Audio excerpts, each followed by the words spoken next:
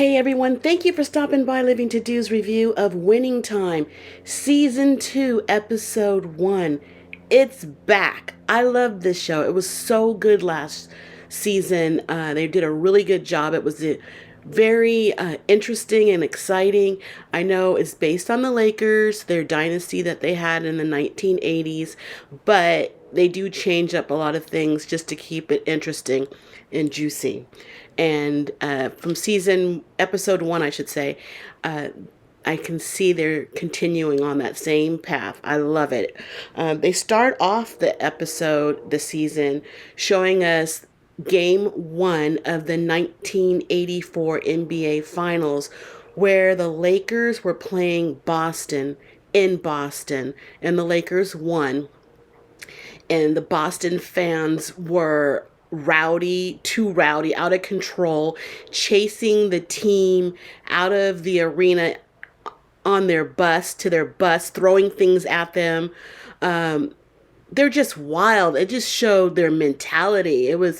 You got these blue collar workers, they look that way anyway, acting like 17-year-olds, very immature, chasing them on the bus. And the bus was called White Bus, which they pointed it out that was the actual name of the bus, because you see this white mob running after these black dudes onto a bus.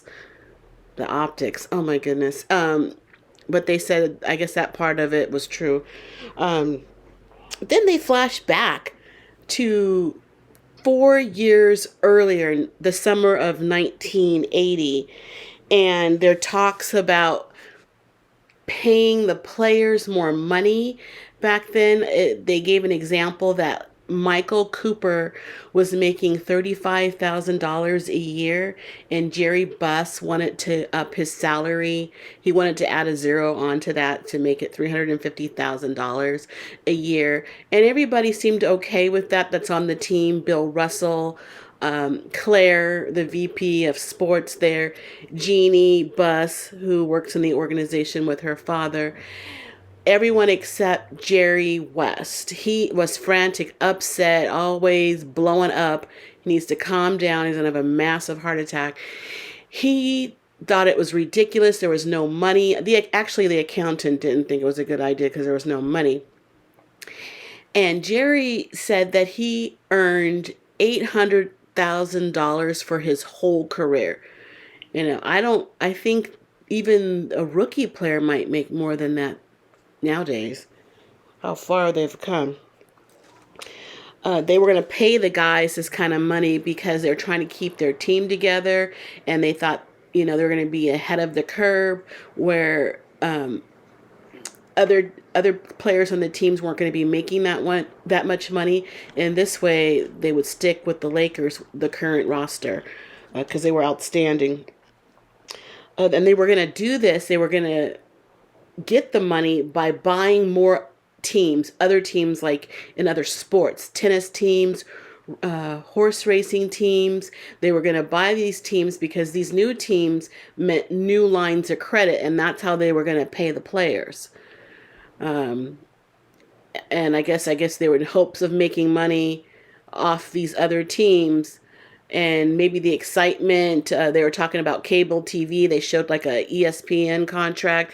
So things were starting to change, and something to do with Reagan was going to be in office, and he was all about corporations, and debt to them was good. So if it didn't work out, they would just write it off. That's how they did business. If we fail, we'll just write it off. They get to write off their debt, and the little man works his whole life to pay off his credit card balance or his student loan. Interesting. You learn a lot. They also showed Kareem a lot here this episode, dealing with, I guess he was aging at this time. He had a hurt ankle, and Magic and all the youngins are coming in, playing hard and practice, and they think Magic's unable to keep up. I don't know if it's true. I don't know how well Magic and Kareem got along, but I just sense maybe a little bit of jealousy on Kareem's part, because Magic comes in and he's showboating and has all the attention, and I think even though he's not someone who is an attention seeker, I just still think it affected him in a negative way, having his light dimmed when Magic was around. Um, this episode, Kareem had a baby, Amir, and I guess he had other kids, older kids, and he was telling Magic that he wanted Amir, I guess, to know him as his father because his other kids only knew his number. And at this time, Magic got a girl pregnant, and there was talks about having her sign a proposal where she would keep quiet and he wouldn't really have to be in the child's life. And I don't know if Magic knew that, but the way he talked to Magic about it, he just made him it just made him seem like, Magic was an adult, that he had other things on his mind, and he wanted to be a partner to his wife. He didn't want to have to be somebody who had to be front and center and take the lead. And I think he was trying to tell that to Magic, to be a partner. I think it got in his head a little bit,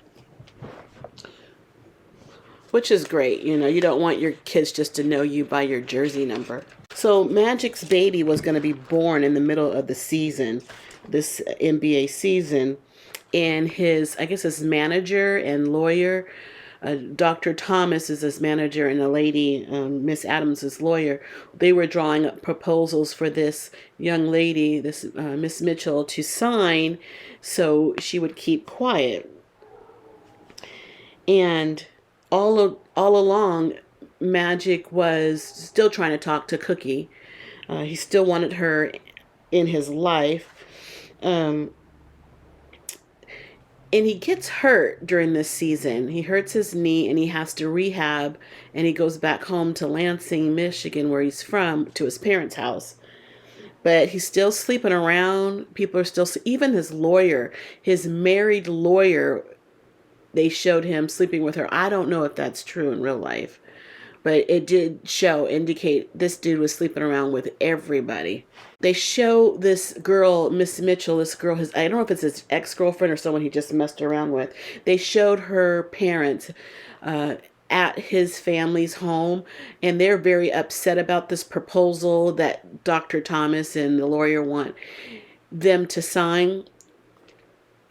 Her father, Mr. Mitchell, was so irate. He just wanted Magic to be a father in this baby's life. His parents were also mad too, because how he was acting was very selfish. They're good people, down home people. They're the kind of people that do the right thing. And if this girl signs this piece of paper, that affects them too. They can't be grandparents to their grandchild. I mean, he never even thought of that they have to walk around the same city with this kid and not acknowledge him. That's not something they didn't want it to do either. Interesting though, they showed the mom, Magic's mom, visiting Cookie and trying to encourage her to stick with Magic and all his womanizing. And she gives an example that her husband, Magic's father, she wasn't his first wife, or she wasn't the first mother, she said, to his kids. So I don't know how that went down and how true that is, but like most guys, and if his dad's anything like his son, well, then he gets around. But the thing is, that was so insensitive and inconsiderate to Cookie. She was a college student. She had her own life, and you're telling her to waste it behind some dude who's a womanizer? How is that good for her?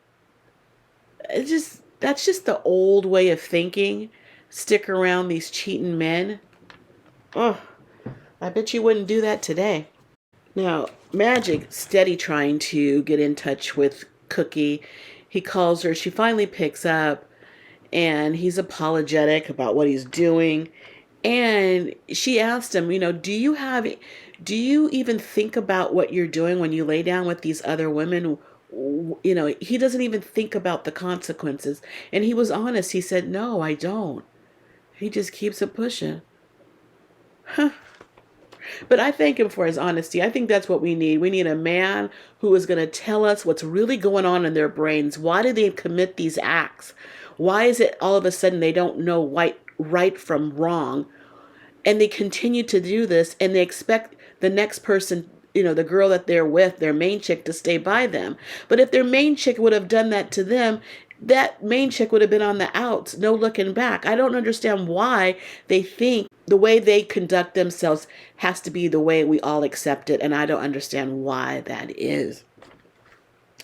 So anyway, the baby is born. The baby is born. He's in town during the birth because he's rehabbing his leg. He had surgery on the leg, and he was gonna be off from playing for like several weeks, months even. And he gets to the hospital, and he holds his baby, and he has to ask the baby's mother what the baby's name is, which is Andre. But what if he wasn't rehabbing? What if he wasn't rehabbing? Would he be there for the birth? You know, I mean, things are different when you're at home, your parents are home, you're at your parents' home, and this news comes down. So I know they're going to make you go, but that because you're in town. But what if you weren't in town? Would he still have gone? And was he in this child's life this whole time? I'm not sure about that. After the birth of the child, Dr. Thomas, the manager, he comes over to Magic Johnson's parents' house where Magic Johnson's father answered, a great actor.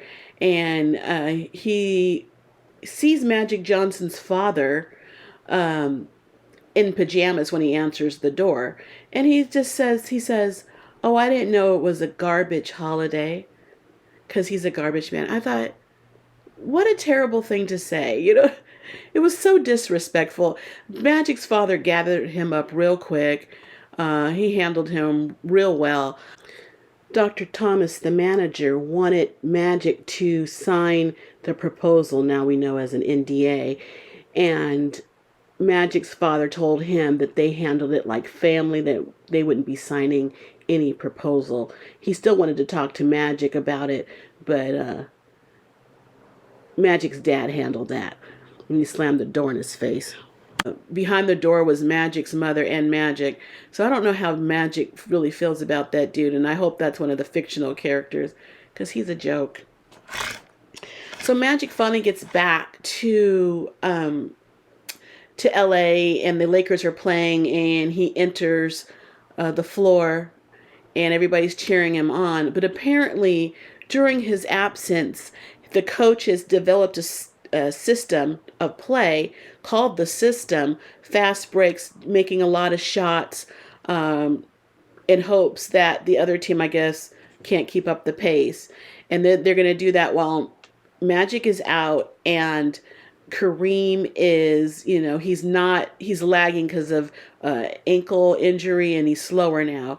And as soon as Magic hits the floor, they show that there was a wrench in the system. They were playing so well before he returned to the team, and as soon as he gets to the floor, they were messing up. So we're going to see how this system works.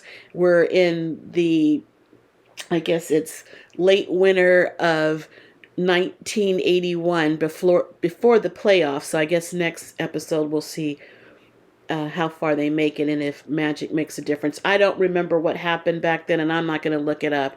I'm just going to let it roll as the episodes unfold. But that's it for now. Please check out my video. I have a lot of other videos. Swagger, a TV series about Kevin Durant's life. The Shy's back, and I'm reviewing that. So please check out my channel, like this video, and subscribe to the channel. I would really appreciate it, and I thank you in advance. But I gotta go because I got living to do. Bye.